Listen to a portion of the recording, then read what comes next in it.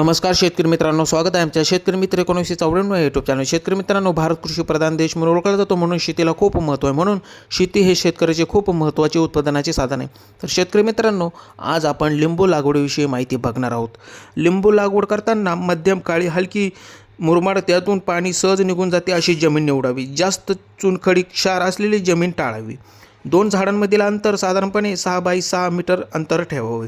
तर शेतकरी मित्रांनो, उन्हाळ्यात खड्डे खोदून त्यात कंपोस्ट किंवा सेंद्रिय खत भरून ठेवावे। कागदी लिंबू ही लिंबाची एक स्थानिक जात आहे जी मोठ्या प्रमाणात लागवडीत आढळते। या जातीमध्ये वर्षभर उत्पन्न देणारे झाडे आढळतात। इतर काही जाती, साई सरबत्ती महात्मा फुले कृषी विद्यापीठाने विकसित केलेली ही एक सुधारित जात आहे जी चांगल्या उत्पादनासाठी ओळखली जाते। त्यानंतरची जात आहे विक्रम। लिंबाच्या सुधारित जातींपैकी ही एक प्रमुख जात आहे। त्यानंतरची जात आहे फुले सरबत्ती। या जातीची लागवड देखील मोठ्या प्रमाणात केली जाते। त्यानंतरची जात आहे प्रेमालिनी। ही देखील एक चांगली उत्पादन देणारी लिंबू जात आहे।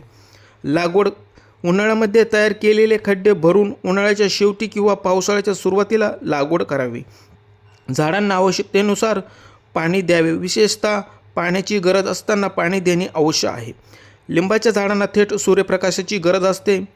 गारपीट व जोरदार वाऱ्यांपासून झाडांचे संरक्षण करणे आवश्यक असते। तर शेतकरी मित्रांनो, खत व्यवस्थापन कसे करायचे? खत व्यवस्थापन लागवडीनंतर पहिल्या वर्षापासून झाडांच्या वाढीसाठी सेंद्रिय आणि रासायनिक खतांचा योग्य वापर करावा। तर शेतकरी मित्रांनो, तुम्ही बघू शकता लिंबाची बाग खूप छान आलेली आहे। व्हिडिओ कसा वाटला? धन्यवाद।